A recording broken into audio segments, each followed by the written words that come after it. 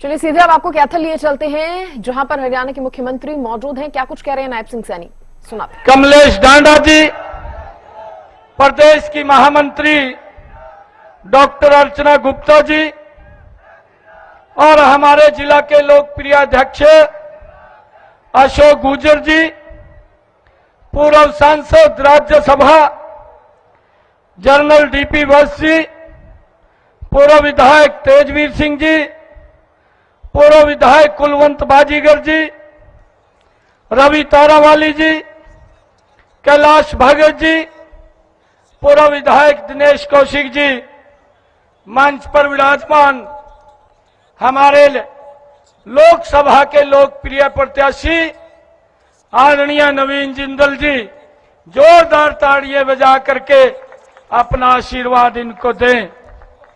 आज हम सबका मार्गदर्शन करने के लिए आदरणीय जगत प्रकाश नड्डा जी आए हैं। मैं तो अपने परिवार के बीच में आप लोगों को खड़े होकर के दोनों हाथ जोड़ राम राम करने के लिए आया हूं।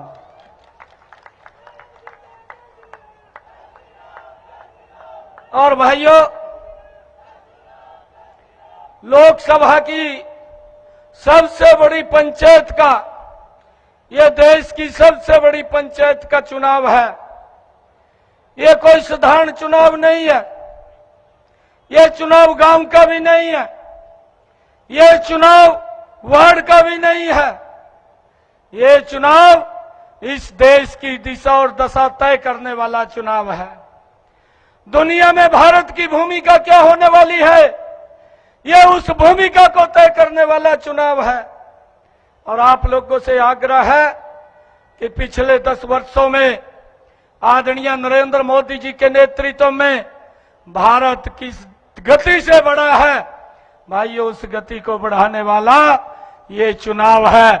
और आप लोगों से आग्रह है कि हम 25 मई को अपना एक एक वोट डालने का और डलवाने का भाइयों काम करें, ताकि ये देश विकास की गति में और तेजी से आगे बढ़ सके।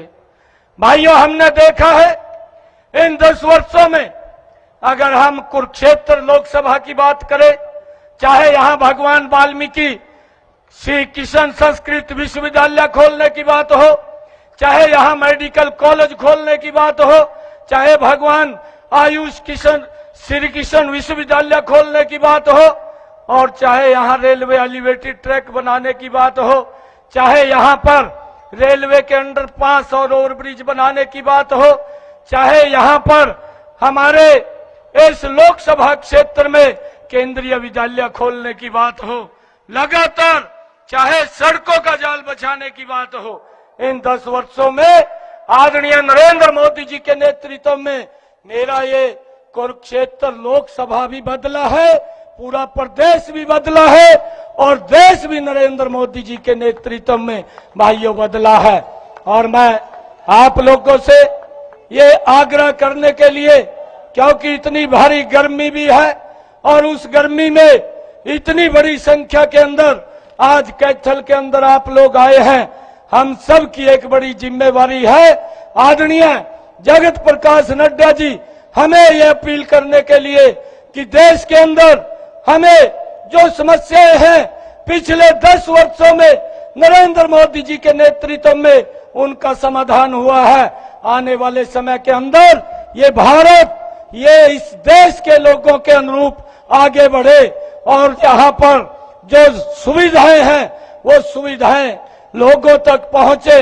आदरणीय प्रधानमंत्री जी ने एक संकल्प लिया है कि 2047 तक ये विकसित राष्ट्र बनाना है, और इस विकसित राष्ट्र के अंदर इस देश के 140 करोड़ लोगों की वो महत्वपूर्ण भूमिका है। भाइयों, आज जब हम देखते हैं आज गरीब तक लाभ पहुंच रहा है, आज गरीब को मकान बना करके मोदी जी के समय में दिया जा रहा है, आज माताओं बहनों को जो 2-2 किलोमीटर से सर के ऊपर मटका पानी का रख करके लेकर के आती थी, आज वो दिखाई नहीं देता। आज उसके घर के अंदर नल और स्वच्छ जल पहुंचाने की व्यवस्था भी इन 10 वर्षों में नरेंद्र मोदी की सरकार ने की है। भाइयों, हम सब आदरणीय नड्डा जी को सुनने वाले हैं। मैं ज्यादा समय आप लोगों के बीच में नहीं रहूंगा।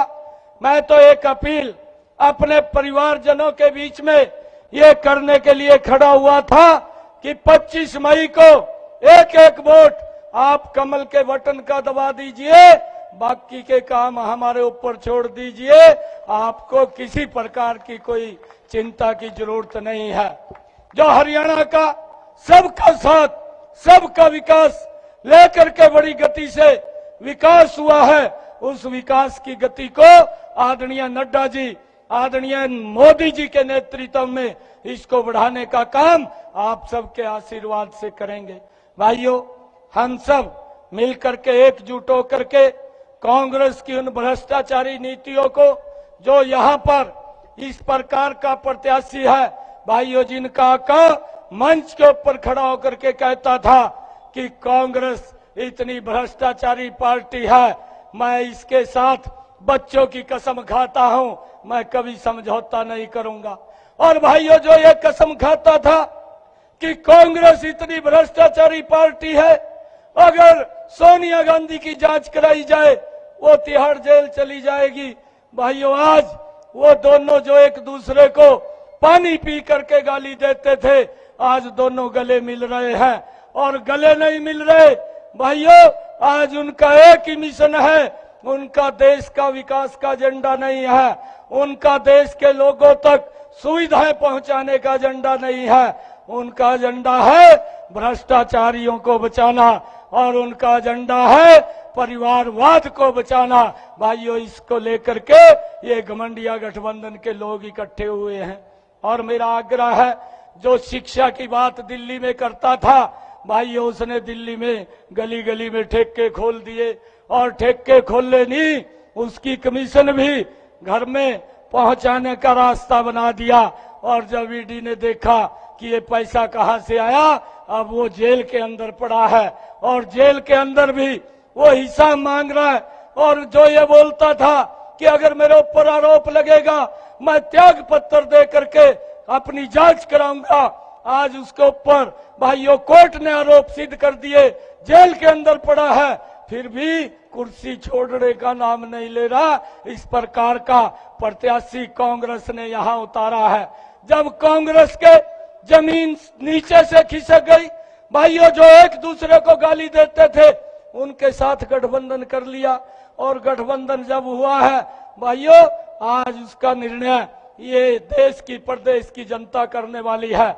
मैं पूरे प्रदेश के अंदर घूम रहा हूं, लोगों के अंदर एक ही आवाज निकल करके आती है कि अब की बार फिर नरेंद्र मोदी जी को 10 की 10 लोकसभा की सीटें दे करके तीसरी बार प्रधानमंत्री बनाने का काम करेंगे।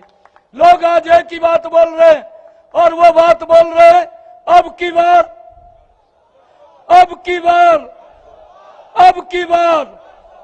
ये पूरा देश बोल रहा है और देश चाह रहा है मोदी जी के नेतृत्व में ही ये देश सुरक्षित रह सकता है। भाइयों, आप लोगों से इतनी गर्मी में हम ये अपील करते हैं कि गर्मी की चिंता किए बगैर एक एक वोट हमने इस स्वस्थ लोकतंत्र के लिए पोल करवानी है। और एक वोट कैथल के अंदर यहाँ कमल का बटन दबेगा, उसकी ताकत दिल्ली में नरेंद्र मोदी जी के पास जाएगी। और भाइयों, जब ये ताकत मोदी जी के पास जाएगी, ये देश, ये दुनिया का नंबर 1 का देश बनेगा। इसके लिए हमने काम करना है। आप सब इतनी संख्या में आए, आप सबका मैं दिल से बहुत बहुत धन्यवाद करता हूं। और सीधा ही मैं आदरणीय जगत प्रकाश नड्डा जी से मैं प्रार्थना करूंगा कि हम सब कार्यकर्ताओं का मार्गदर्शन करें। आदरणीय जगत प्रकाश नड्डा जी, आप सबका बहुत बहुत धन्यवाद।